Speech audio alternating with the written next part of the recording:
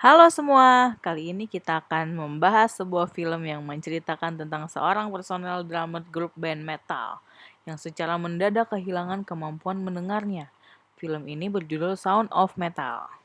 Ia bernama Ruben, bukan suaminya Sarwenda atau bapaknya Betran Peto, oke? Lanjut. Film ini diawali dengan sebuah konser grup band Black Gammon. Setelah sukses dalam konsernya itu, Ruben pun terbangun di samping pacarnya bernama Low. Low sendiri merupakan vokalis dari band tersebut. Di tempat tinggalnya di dalam sebuah mobil atau van, ia menyiapkan sarapan dan kopi pagi dan sedikit pelonggaran otot. Singkat cerita, Black Gammon sedang menyiapkan barang ofisial mereka untuk dilelang. Pada saat menyiapkan, tiba-tiba Ruben merasakan pendengarannya mulai berdenging. Tapi Ruben tidak menganggap itu serius dan mengabaikannya. Di konser selanjutnya, Ruben memukul drum dengan semangat yang berapi-api. Akan tetapi, semakin lama Ruben memukul, semakin kecil juga suara drum yang ia dengar. Selesai konser, selanjutnya sama seperti konser sebelumnya, scene berlanjut di pagi hari, ketika Ruben bangun tidur dengan pacar di sampingnya. Ruben cukup heran dengan apa yang sebenarnya terjadi dengan dirinya. Dia tidak bisa mendengar suara dari sekitarnya. Ruben mencoba mengecek hidung dan telinganya, mencoba merasakan perubahan, akan tetapi Ruben tidak merasakan apa-apa. Film ini mendadak sunyi, seolah-olah kita dihadapkan dengan posisi Ruben sekarang. Lingkungan sekitar dan suara blender saat Ruben membuat sarapan pun tidak terdengar di telinganya. Setelah itu, Ruben memutuskan untuk meninggalkan van dan pergi ke apotik. Setibanya di apotik, ada seorang petugas yang menanyakan keluhan Ruben. Akan tetapi, Ruben cukup kesulitan menangkap omongan petugas tersebut. Petugas itu pun menelpon dokter dan merujuk Ruben untuk mendatangi dokter yang disarankan oleh apotik tersebut. Ruben mengabari kekasihnya dan beralasan ada kepentingan yang harus diselesaikan terlebih dahulu. Ia belum berani memberitahu apa yang terjadi pada dirinya kepada kekasihnya itu. Singkat cerita, Ruben telah tiba di dokter dan sedang mencoba pendengarannya menggunakan headphone. Di sana, dokter mencoba untuk menaikkan volume headphone yang paling keras. Di sini nampaknya Ruben selalu salah dalam mengulangi kata yang diberikan oleh dokter spesialis THT tersebut. Setelah selesai memeriksa, dokter menyimpulkan bahwa telinga kanan Ruben hanya mampu menangkap pendengaran 28% dan telinga kirinya hanya 24%. Ruben pun menanyakan tindakan apa yang harus dilakukan agar pendengarannya kembali normal. Di sini dokter menyarankan untuk menghindari segala sesuatu dari paparan suara keras. Hasil dari evaluasi itu akan dokter simpulkan untuk mengambil tindakan apa untuk Ruben. Opsi tindakannya itu antara lain implan untuk memotong koklea. Ruben pun dengan sigap langsung meminta dokter melakukan operasi implan tersebut. Akan tetapi dokter menolak karena tidak semudah itu Ferguson dan membutuhkan biaya yang tidak sedikit, yaitu sekitar 40.000 hingga 80.000 dolar. Mendengar harga yang tidak murah, Ruben seketika berpikir dan bertanya, apakah bisa berobat menggunakan BPJS? Oke, sorry. Dokter menjelaskan bahwa penjelasan Ruben mengalami penurunan yang sangat cepat. Beberapa hari ke depan atau beberapa jam, Ruben akan kehilangan pendengarannya secara total. Yang terpenting yaitu menjaga kemampuan mendengar Ruben dari kebisingan. Di sini kita menangkap bahwa dokter ingin Ruben untuk mengistirahatkan telinganya dari segala kebisingan. Dalam arti, Ruben harus beristirahat total. Akan tetapi, scene selanjutnya, Ruben yang seorang drummer dari band metal kembali perform dengan keadaan yang cukup sulit mendengar. Dan benar saja, suara alunan musik mendadak menghilang dan Ruben makin tidak jelas memukul dan terus memukul drumnya. Ruben pun meninggalkan performnya untuk keluar, disusul oleh sang kekasih dan menanyakan keadaannya. Di sini pun Ruben terbuka dengan kekasihnya. Ia mengungkapkan bahwa dirinya tidak bisa mendengar. Scene selanjutnya berada di dalam van. Sang kekasih bertanya, apakah Ruben bisa sembuh? Ruben pun mengatakan bahwa iya, dia bisa sembuh. Tapi, dengan satu syarat yaitu melakukan operasi implan.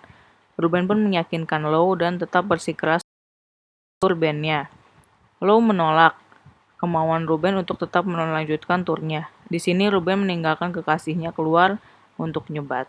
Ben, lu udah sakit begitu masih aja ngeband sama nyebat. Ya, asal kalian tahu juga, Ruben itu mantan pecandu narkoba juga ya. Ruben dan sang kekasih balik ke van mereka, dan Low menerima telepon dari Hector. Tanpa sepengetahuan Ruben, kekasihnya begitu khawatir kepada dirinya, sehingga Low memberitahu keadaan Ruben pada si Hector ini. Tanpa pengetahuan Ruben, ternyata Hector telah menemukan tempat suatu perkumpulan komunitas penderita tuli yang mungkin dapat memberi solusi terhadap keadaan Ruben sekarang. Komunitas ini berlokasi di sekitar pedesaan yang dijalankan oleh seorang pria bernama Joe. Joe sendiri merupakan seorang pecandu alkohol yang kehilangan pendengarannya dalam Perang Vietnam. Dengan hati yang bimbang, Ruben pun menuju tempat tersebut mengikuti permintaan dari sang pujaan hati. Sesampainya di tempat tersebut, Ruben dan Lou disambut oleh Joe, pendiri dari komunitas tersebut. Dan Joe pun ingin berbicara dengan Ruben sehingga meninggalkan Lou dengan anjingnya. Di sini Joe mengajak satu orang dari komunitasnya untuk ikut bersama mereka. Anggota komunitas itu hanya untuk memasangkan alat bantu untuk menerjemahkan omongan Joe ke tulisan di komputernya. Joe yang menanyakan kabarnya Ruben nampaknya sudah mengetahui bahwa Ruben adalah seorang pecandu obat-obatan. Mungkin ia bisa tahu karena melihat gaya bicara Ruben yang agak selengean. Dan ditanyalah oleh Joe, obat apa yang dipakai? Ruben pun menjawab segalanya, terutama heroin. Joe menjelaskan bahwa ia kehilangan pendengarannya pada saat Perang Vietnam, saat bom meledak di dekatnya. Joe kehilangan segalanya, kehilangan istri dan anaknya. Akan tetapi bukan karena ia tidak bisa mendengar, tapi karena bir. Joe menanyakan apakah Ruben pemain musik, dan Ruben menjawab tidak lagi sebelum ia mendapatkan implan dan itu sangatlah mahal. Di sini Joe mencoba menjelaskan tentang komunitas yang dimana komunitasnya ini memberikan manfaat yang besar kepada para anggotanya. Di mana Joe menjelaskan bahwa tujuan mereka membuat komunitas ini untuk mencari solusi untuk pikiran mereka bukan pendengaran mereka, dan Joe meminta Lou untuk bergabung. Joe meminta Ruben untuk tinggal di sini untuk belajar bahasa isyarat, dan bertanya kepada Lou apakah Ruben membutuhkan bantuan sekarang, dan Lou pun mengiyakan. Anggota komunitas ini akan tinggal di suatu rumah dan jauh dari kebisingan dunia luar, tanpa HP dan tanpa komunikasi dari orang-orang sekitar. Dan Joe pun bertanya kepada Ruben, apakah Ruben bisa berkomitmen dengan semua itu? Ruben menjawab bahwa mereka punya tempat tinggal yaitu van-nya. Ia ingin mengajak Lou untuk tetap stay di mobilnya, walaupun di komunitas, akan tetapi Joe menolaknya. Itu bukan cara yang baik, ditakutkan nantinya Ruben tidak fokus dengan pembelajarannya. Singkat cerita, Ruben mengakhiri obrolan dan balik lagi ke van-nya itu. Di sini, Ruben mencoba meyakinkan kekasihnya itu untuk melanjutkan konsernya dengan cara Ruben dapat menghafal not dan melihat cara bermain pemain yang lain. Ruben terus meyakinkan hingga mereka bisa punya cukup uang untuk dapat melakukan operasi di telinga Ruben. Keesokan paginya, Lou dikagetkan dengan amukan Ruben saat menginjak-injak barang di sekitarnya. Lou pun menulis di sebuah buku. Di sana Lou menuliskan akan kembali ke rumah ayahnya. Merasa ditinggalkan begitu saja, Ruben meminta dukungan dari sang kekasih. Ruben menganggap kekasihnya tidak ingin tetap bersamanya. Dia menganggap kekasihnya akan meninggalkannya dan Ruben berpendapat lebih baik mati saja. Lou pun menelpon seseorang dan meminta untuk menjemputnya dan kembali ke tempat ayahnya. Kembali lagi Ruben meyakinkan Lou untuk tetap bersamanya. Lou pun tetap pergi menuju rumah ayahnya. Ruben kembali ke komunitas dan memulai kehidupannya yang baru. Joe meminta handphone Ruben. Ruben pun diajak untuk berkomunikasi dengan anggota komunitas lainnya. Awalnya Ruben kesulitan beradaptasi di lingkungan barunya. Ruben dilarang untuk menggunakan suara di komunitas ini. Ruben tampaknya menemukan seorang teman yaitu seorang remaja tomboy. Ruben diam-diam ke ruangan komputer milik Joe dan mengotak-atik komputer di dalamnya untuk melihat email dari sang kekasih. Di pagi hari, Ruben menyibukkan diri untuk membenarkan atap rumah yang bocor. Joe pun melihatnya dan turun. Joe menanyakan apa yang dilakukan Ruben. Ruben pun menjawab ingin membenarkan atapnya. Akan tetapi Joe tidak butuh dengan perbuatan Ruben tersebut. Joe meminta Ruben untuk bangun pagi dan akan dibuatkan kopi tiap jam 5 pagi. Dan meminta Ruben masuk ke dalam suatu ruangan yang telah ia siapkan. Joe hanya meminta Ruben untuk duduk dan menulis apapun yang ia mau pada suatu buku yang Joe sediakan. Jika di suatu saat nanti Ruben merasa kesulitan, Joe memintanya untuk mendatangi temannya. Sampailah Ruben mengikuti pembelajaran di komunitas tersebut. Ia merasa bosan, lalu ia meninggalkan ruangan tersebut dan ke taman. Di taman itu, Ruben bersama seorang anak kecil yang merupakan anggota dari komunitas. Ruben mengajari anak tersebut untuk memukul perosotan menjadi sebuah irama, walaupun mereka tidak dapat mendengarnya. Jujur di scene ini saya terharu. Ruben nampaknya sudah mulai dekat dengan anak-anak teman barunya. Mereka melakukan outbound di ruangan terbuka. Ruben sudah mencoba menerima keadaan dengan belajar bahasa isyarat.